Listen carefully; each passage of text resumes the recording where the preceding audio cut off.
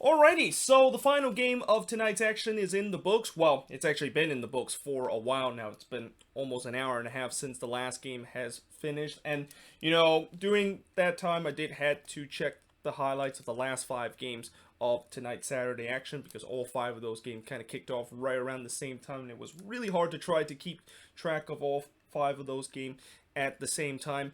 But nevertheless, I did try my best in terms of doing that, and then also I did spend time in terms of writing all the notes that I have in my notebook onto the board, which actually takes longer than you think that it takes for me to write everything that I have here on the notebook and write it here on this board and also on the other board that I have.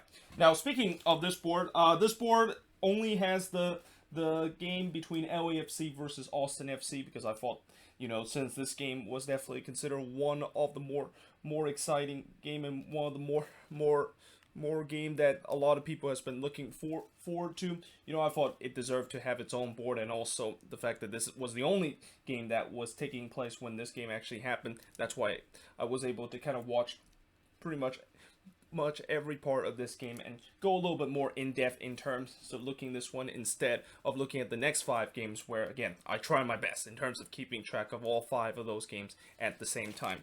So for Austin FC, even though they lost 2-0 in this game against LAFC, there's no doubt there's got to be a lot of positive coming out of this game. I mean, there was really a point of this game where I had to ask myself, is this Austin team an expansion team? Because they did not look like an expansion team with the ball movement and with the flow of pass that they have from back to front. And, you got to give a lot of credit to Josh Wolf that has, coming into this game being a first year head coach and really kind of taking the unknown of taking this expansion team into the first game against such a tough team like LAFC. He actually did pretty well in this game, and that's despite the fact that LAFC were able to be victorious over Austin in the end. And in the end, really the quality kind of just shined through in this one. Now, there was no Diego Rossi for LAFC in this game. I believe it was a hamstring injury that was bothering him, and it was kind of a late scratch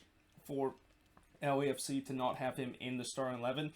Sesiaga did get the start in goal for LAFC. Now, what's interesting is that, a couple of days ago, or actually it was yesterday, LAFC announced that they decided to terminate Kenneth Vermeer's contract. Now, I was kind of surprised when I saw this because I thought heading into this season, we're going to once again have a battle to see who exactly is going to be the starting goalkeeper for this LAFC team, considered last year it was between Vermeer and Sesiaga, and both of them kind of rotate. Well, now it seemed like either LAFC really trusts that Pablo Sesiaga is going to be their main number one, or the fact that we're probably going to see a goalkeeping signing that LAFC is going to make either in these upcoming days or maybe wait until the transfer window, because, it's kind of interesting that they decided to let go of Vermeer. And I'm not saying Vermeer was a guy that deserved should be in that number one spot in terms of the goalkeeping position for LAFC, but when you look at the run that he had,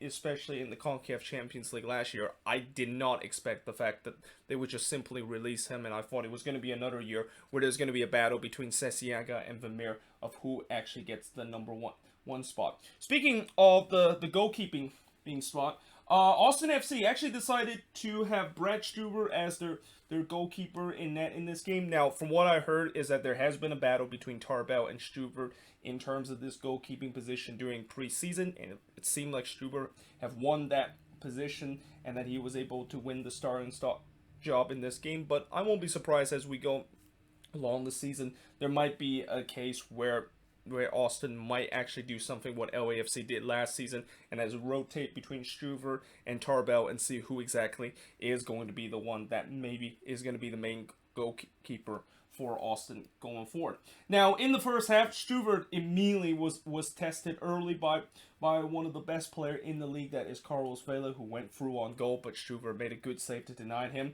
LAFC dominated the possession early as Austin was kind of in a shell early in this game, but that's understandable knowing the fact that, they're trying to get the nerves out of the way since this is their first ever game in club history. But then once they started to get going, that's when they started to look really good going for it and create some chances. One of them came in the 21st minute when Danny Houston had a free header that just missed wide to the right. And then there's something very strange happen in this game. So Carlos Vela actually had to limp off and had to receive some treatment for his knee. And then it seemed like LAFC was ready to bring on a substitute and was ready to sub out Vela. And then I believe during the broadcast with John Shaw and Stu Holding, they mentioned how LAFC was trying not to take any risk in terms of having Vela continue to play injured during this first game of the season,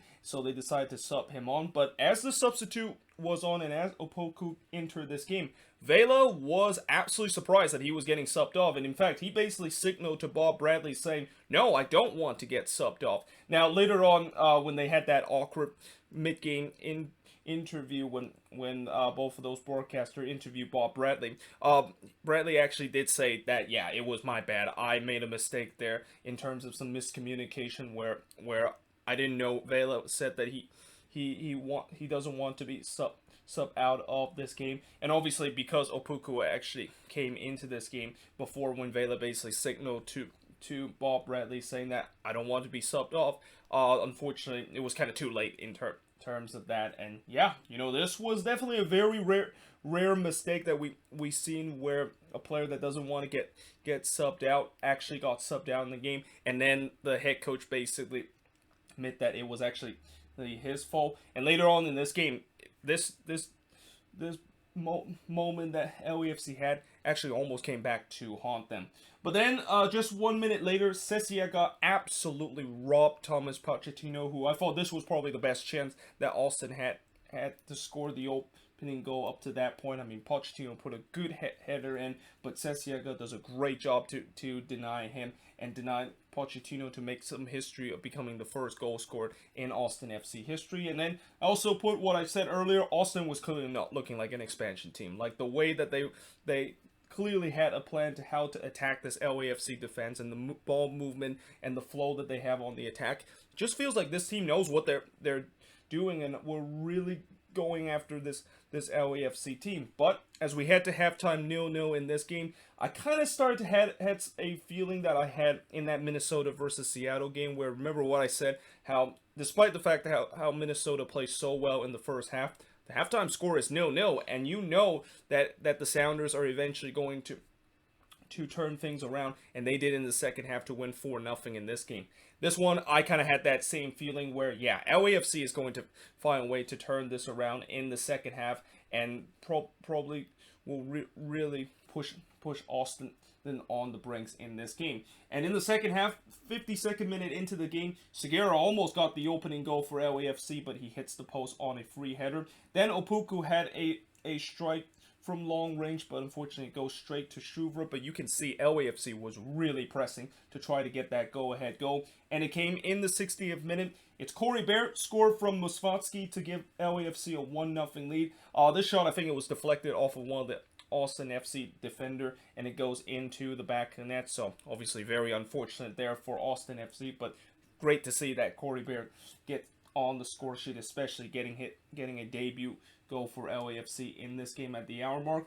Then 3 minutes later, Atuesta had a 30-yard shot that just went wide off the post, and you kind of started to see Austin, they looked like they were dejected, and that this was kind of something similar to what we saw with Minnesota, where, once they started to look dejected, they just completely collapsed. However, that was not the case for Austin in this game, and the reason why that was not the case, Josh Wolf actually decided to make some substitution after this, and I talked about how many times when substitution can really change the game, and that how many times we've seen when fans get frustrated that their manager are not making the substitution earlier to really change the momentum of this game. Well, in this one, Josh Wolf actually made the substitution right on schedule to really change the momentum of this game and really give Austin FC themselves back into this one, because in the 69th minute there was a shout for a penalty for Austin after Murillo looks like he fouled Romana, although I feel like Romana kind of dived during that play, and therefore that's why there was no penalty that was given. Then Gallagher had a header that just went wide from 12 yards out in the 73rd minute before Masłowski hits one wide after going through on goal in the 76th minute. Masłowski also got substituted out with a concussion, and that this was also the first time we see the new rule with how you can actually substitute a player if they have a concussion and bring a new player on without counting toward one of your substitution window. And yeah, we're seeing it play out right here. And again, it's great to see that the league is basically implemented this, and also it's been pretty overdue that this is something that needs to be implemented in the game. Now, in the 85th minute, more injury concern for LAFC as Atuesta actually went down with a knee injury. Now, the problem about this is that as Atuesta was signaled for a substitution, the problem is LAFC was out of subs. And this is where I go back to what happened earlier with the whole Vela situation, and how if LAFC and Bob Bradley does not make that mistake of accidentally sub off Carlos Vela when he doesn't want to be subbed out, he probably would not be out of sub during that point. And that basically forced LAFC to play a man down in the last 5 minutes. And I thought, well, this pretty much sets up for Austin FC to really press late in this game and potentially maybe get a shocking equalizer that will really be an absolute worldie of a resort for them. But unfortunately, that did not happen, because in the 92nd minute, Cifuentes basically called it a game from Opoku to make it 2-0 in favor of LAFC, and that would be the final score of this game. As the shots in this one, 24 shots compared to 12 that Austin has, 9 shots on goal compared to 3 that Austin has, 8 shots off target compared to 7 that Austin FC had, 7 shots that is blocked compared to 2 that Austin has. And possession-wise, Austin actually had more of the possession in this game with 56% possession compared to 44% possession. Or actually, no, I think that's actually wrong. I think it's actually LAFC the one that had more of the possession. But either way, you know, even though Austin did get beat badly in terms of the stat chart, overall, when you look at this game, they were really going toe-to-toe with LAFC at par of this game. If they can continue to build on this performance, this is a team that I think can definitely have a chance to make the playoffs in the Western Conference. And that, you know, I said it before, this is a very decent squad, and so far there's definitely some promise that this Austin team is not going to be one of those expansion teams that look like an FC Cincinnati level kind of expansion team and finish dead last by the end of the season. But for LAFC, you know, it's a good win for them, but you know, there is some concern with the Atuesta injury, and they hope he doesn't suffer a major injury, because he's one of those players that is a big heart and soul to this team. And we saw last season when LAFC did not have Atuesta, they really struggled, especially in the defensive department. But that being said, I am now going to switch board and now go to the business end of the review by looking at those 5 games that kicked off right around the same time. So now we're in the meat of the review, as we're now going to be reviewing all these 5 games that kicked off right around the same time. And we start off with the Red Bulls taking on Sporting KC. And, you know, this was a relatively uneventful game between both of these teams, but there was a big momentum swing that happened in the second half. And in the end, Sporting KC was able to ride that momentum swing and get a come-from-behind victory. Now, in the 14th minute, Pushkin almost had a goalkeeping howler. And by the way, Tim Melia was not available for this game for SKC because he suffered a bit of a knock. So in comes 19-year-old Josh Pushkin making his first start for Sporting KC, and you can clearly see that he definitely had some nerves early in this game, and he almost committed a goalkeeping howler, as I mentioned, in the 14th minute. But there wasn't really much chances from either of these teams, as it was kind of a slow, low kind of game between both of them. And this was also one of the games that I had to go back to watch the highlight of this game, because, you know, the other games that happened around this time was very entertaining, and because how slow this one is, it was really hard to try to keep track of what things happened in this one. But Cáceres did have a chance in the 32nd minute to give the Red Bulls a 1-0 lead, but he unfortunately hit that one wide. And then in the second half, we finally get the opening goal of this game, and it's Caden Clark, the one that gets the opening goal for the Red Bulls. And, you know, coming into this season, you know, there was a lot of question whether or not if Caden Clark can continue to live up to the hype that he had in that last season, especially in the second have of last season for the Red Bulls? Well, I think it's easy. It's pretty easy to say that answer is probably yes, because this was an absolute golazo from Caden Clark, and the fact that the technique that he was able to hit that volley pretty much almost over near where his shoulder is, and basically hits that one into the back net. My oh my, that looked like a veteran kind of goal, more than what you see an 18-year-old able to smack that one into the back net. And also that goal is definitely going to be in contention for goal of the week. So the Red Bulls were able to go up 1-0 up to that point, but Sporting KC did start to push back, and Cornell did deny Busio in the 56th minute, but eventually Sporting KC would get the equalizer, and they would get it from the penalty spot after Gutman unfortunately handballed it in the box, which gave SKC the penalty, and Gadi Kintan made no mistake to tie the game up at 1 apiece. And then just 60 seconds later, Daniel Showery scores from Kyrie Shelton. I almost said Kyrie Shelton actually scored the goal, but he actually end up in the assist chart, with Showery scoring a rare goal for Sporting KC. I mean, I know Showery used to be a lethal goal scorer for the Sporting KC team, especially in the 2018 season, but judging by how things have gone in the past couple of years, it is very rare to see Daniel Showery end up on the goal scoring chart, but he did end up it here. And this also maybe could be a case where with him getting an early goal in the season, maybe this can get him going again, and maybe he can look like what he was in 2018, where that was the Daniel Showery that scored like double-digit goal and was leading this team in terms of the goal scoring chart.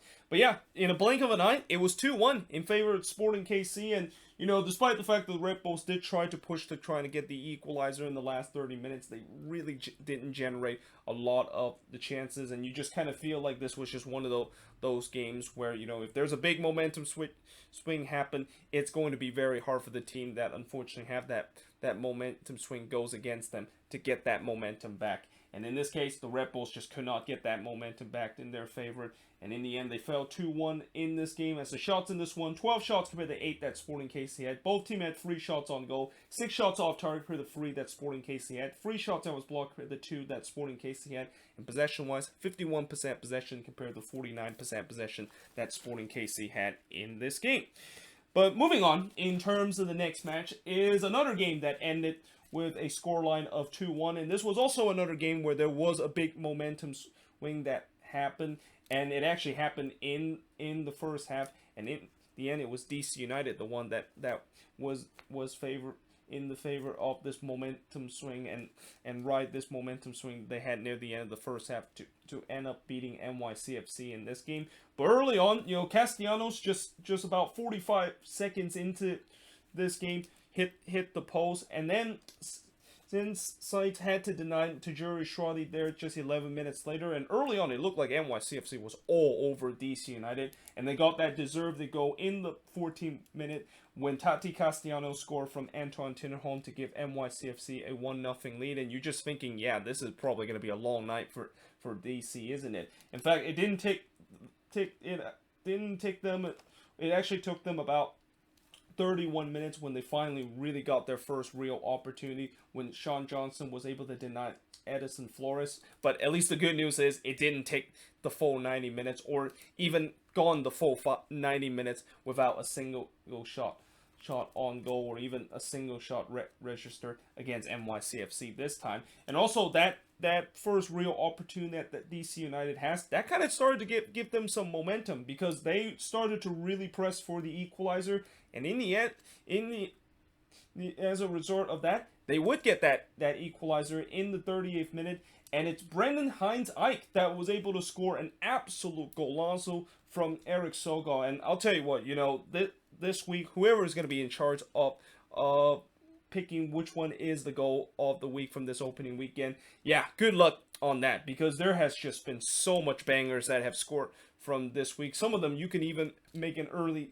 case that could not only be goal of the week candidate, but maybe even goal of the year kind of candidate. But that was just an absolute amazing hit from Hines-Ike to smack that one into the back net to tie the game up at 1 apiece. And then 5 minutes later, DC would take the lead, and it's Russell Knaus, the one that gets the DC the go-ahead goal in the 43rd minute. And again, just a huge momentum swing where, in the beginning of the game, you were thinking maybe NYCFC was going to run away with this. But as soon as DC was able to get that opening goal, get that goal to tie the game up, they completely switched the momentum. And now it was up to NYCFC to see if they can maybe bounce back heading into the second half, which they did heading into the second half, kind of controlled the game, but unfortunately, they just couldn't quite find the final ball.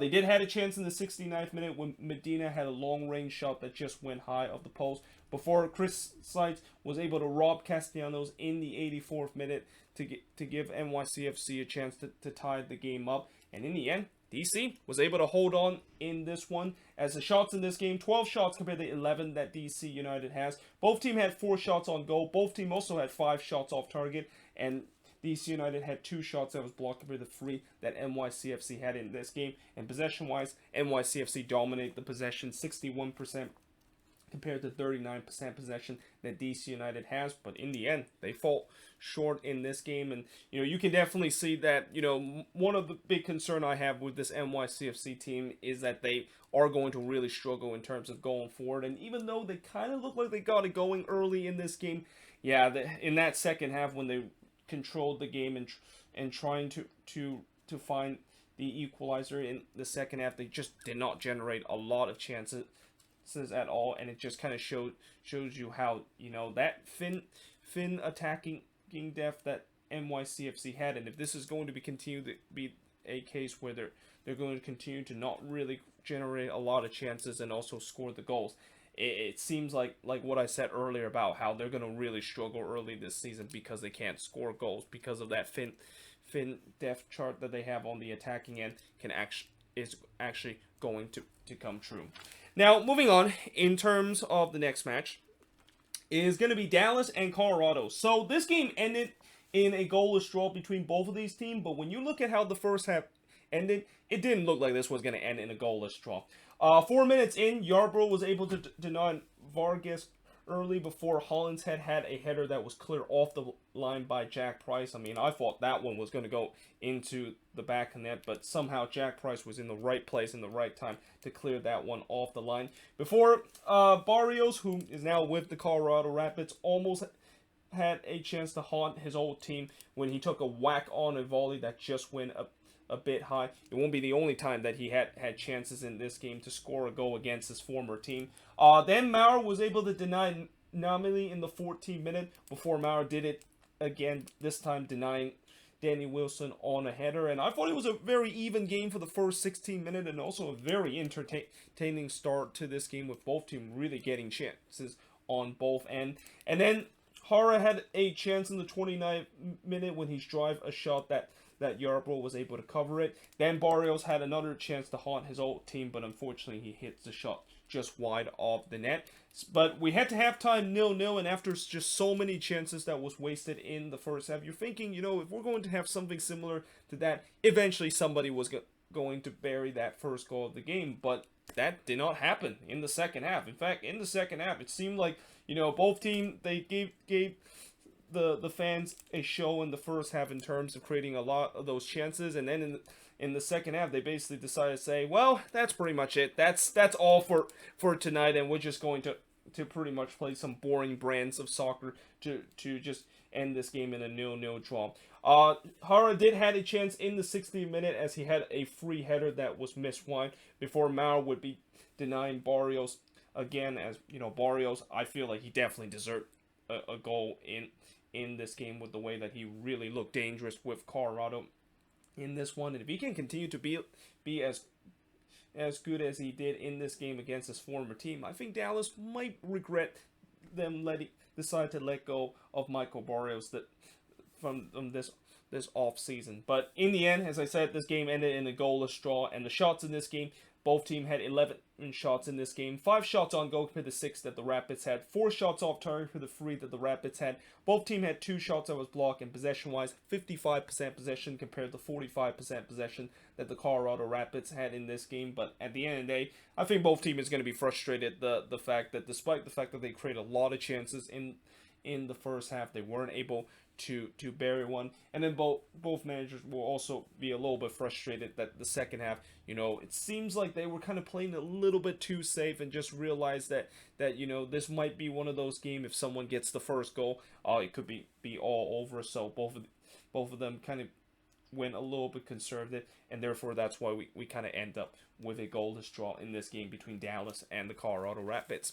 But moving on into the next game, that also had some crazy action that happened in the first half, but unlike the one between Dallas and the Rapids, where in the first half both teams weren't able to convert their chances despite creating a lot of them, that was not the case in this game between the Chicago Fire and the New England Revolution. And the Fire waste no time to get the opening goal, with them scoring 3 minutes in from Robert Beric and Sikulic to give them a 1-0 lead. Then Beric had a chance to double that lead, but he hits the side netting before Sadanovic scores from Beric and Frankowski in the 11th minute. And just like that, 10 minutes into this game, it's a 2-0 lead in favor of the Chicago Fire. And, this is actually not really big surprise seeing the Fire getting off to such a fast start, because we saw a lot of this last season. Whenever they play at Soldier Field, they always tend to get off to a very fast start. But obviously the big question with the Fire whenever they get off to a fast start is that can they continue to ride that momentum and continue to maybe add a couple more goals to really put this game out of hand. And unfortunately, after tonight, the answer remains no, because just 3 minutes later, Buxa was able to score from Carlos Gil to make it 2-1 in favor of New England. Then Gil just dragged one wide in the 25th minute before Gustavo Bo would tie the game up from Tejan Buchanan to tie the game at 2 apiece. And then Shuttleworth was able to deny Buchanan in the 36th minute, as the refs were really pushing to trying to get that third goal. And this is also a game where you can clearly see the momentum has really changed, where, the first 15 minutes, it looks like the Fire was the one that was probably going to look to run away with this game. But as soon as New England got that goal back and then got that equalizer in the 26th minute, it was pretty much all refs for the remaining part of the first half. Buxa had a chance in the 38th minute, but unfortunately he hits it high from close range, as we head to halftime 2-2 in this game. And you're thinking, is this going to be also one of those games where it's going to be very high score? I mean, we've seen this before. We remember the last time when the Fire play at Soldier Field, where they play against NYCFC during decision day. At halftime, it was 3-3 between both of these teams. And then a couple of years in the season opener, I think against Sporting KC, that game was 4-3 at the end of the match. And then they also had, I believe, a season home opener against the Seattle Sounders, where that match ended 4-2. So season opener, especially season home opener for the Fire, you're definitely going to expect a lot of goals. That was going to happen. Now in the second half, there was an even start for both of these teams, but I didn't think despite the fact that both of these teams was trying to go ahead to trying to press to get the go ahead goal, there wasn't as much chances as we saw in the first half until late in this game, when in the 84th minute Beric just dragged his shot wide before Kizar 2 minutes later hits the post on a free header. And that one, I think Kizar is gonna think about that one all night, because he was just all alone in the box, and you gotta think he's got to do much better in terms of hitting that one on target and even hitting that one into the back of the net. Then in the 87th minute, unfortunately, we had the P chant that was ringing out at Soldier Field. So I'm guessing on Monday we're probably going to hear a statement from the Chicago Fire saying that, we don't want to hear that homophobic chant at our stadium anymore. I mean, I remember the Quakes a couple of years ago in a Kelly Clasico. There was also the P chant that was ringing throughout the entire part of the game, and then the Quakes basically quickly made a big statement to tell their fans to stop, and eventually they did kind of stop, and we didn't really hear the P chant anymore in any of the Quakes game. But as we wind down in this game and heading into the last couple of minutes, with this game still remains at 2-2, I still thought that maybe we're going to get another goal and maybe get a winner in this game. And then in the 95th minute, it looked like we might actually had a winner in this game when Devon Jones actually fouled Frankowski, what looked like originally was going to be a penalty, but then the referee decided to point it outside of the box. And then he actually decided to go to the VAR replay to see whether or not if that foul that DeJuan Jones committed was outside the box or was it actually inside the box. And in the end, it looks like it was. It was outside the box, although when you look on the replay, it is very close to see whether or not if that was actually inside the box or not. I mean, on the fault, if you look at it and if you count the follow through where Jones basically fouled Frankowski, yeah, that is definitely inside the box. But if you don't count like the follow up and if you think that the foul happened before that follow up happened, it is very close to be just on the line and just outside the 18-yard box. But either way, because this was outside the box, that pretty much means that DeJuan Jones has to be sent off because that was a denial of goal scored opportunity. But New England or Chicago wasn't able to take advantage of the free kick. And in the end, it ends in a 2-2 draw between the Fire and the Refs. Shots in this game, 20 shots compared to 13 that the Refs had. 7 shots on goal compared to 5 that the Refs had. 9 shots off target compared to 7 that the Refs had. 4 shots that was blocked compared to 1 that the Refs had. And possession-wise, 51% possession compared to 49% possession that the Refs had in this game. And overall, I think both teams are going to be frustrated the fact that they weren't able to get a winner, and that, there was definitely a lot of chances. Even with some of those chances that was put away early in this game, there was also a lot of chance after that where you could have seen one of these teams potentially get that crucial third goal and end up getting all 3 points in this season opener. But now moving on, in terms of the last match from this weekend's action, is none other than Nashville and FC Cincinnati, which also ended in a 2-2 draw. And this game, yeah, it definitely live up to the hype. And if you're Nashville, I know they did come back from a 2-0 deficit, but you have to be kicking yourself the fact that you weren't able to win this game against FC Cincinnati. I mean, when you look at the stats here, it pretty much proves why that is the case. But really, the only reason why Nashville wasn't able to win this game and why Cincinnati somehow escaped Nissan Stadium with a point was a goalkeeper by the name of Przemysław Teton, who really just stood on his head in this game. Now, in the first half, 7 minutes into the game, Cincinnati gets the opening goal, and it's Lucho Acosta with a dream debut as he scored from Matarrita to give FC Cincinnati a 1-0 lead, before Cincinnati would get a penalty after Willis brought down Brenier, which Brenier was able to put the penalty kick away. And then 12 minutes into this game, it's 2-0 in favor of FC Cincinnati, and you're thinking, what is going on now? Is Cincinnati really now going to be look like a team where, I said that this team was definitely not going to be a team that's going to finish in the wooden spoon spot, but with the way that they play in the first 12 minutes, I was thinking that they might even be in conversation of maybe looking to be a team that could actually compete for the playoffs. But unfortunately, reality kind of did smack them hard. And just like how in this game where you think the Fire was going to run away with this game after the 2 early goal, but New England quickly find a way to get one back. The same goes with Nashville, as they did get one back just 7 minutes later, and it's Kadic that scores from Leal and Godoy to make it a 2-1 game in favor of Cincinnati. And then after that, Nashville really started to put a lot of pressure on FC Cincinnati, and this is where Teton, as I mentioned, how he really stood on his head in this game. He makes the first of what would be many save in the 26th minute as he denied Mukhtar from close range. Then a minute later, he would rob a thunderous strike oh god, who was it that hits that thunderous strike? I don't know why I said White here. It's actually Cat Deeds actually follow up on this thunderous strike. I think it was Leal, the one that hits that thunderous strike, and then Teton basically parried it, but he did kind of allow a big rebound on that thunderous strike, which Cat Deeds unfortunately could not follow up and miss high during that point. But Nashville, they were really taking control of this game and was putting waves after waves of pressure against FC Cincinnati. But for Cincinnati, they did kind of started to calm things down as the half winds down, and started to really stop Nashville to continue to create so much chances and pretty much putting a shooting gallery in front of their net. But unfortunately, that would not last as we head into the second half. Nashville continued that onslaught of pressure, and Teton continued to denying a couple of Nashville players.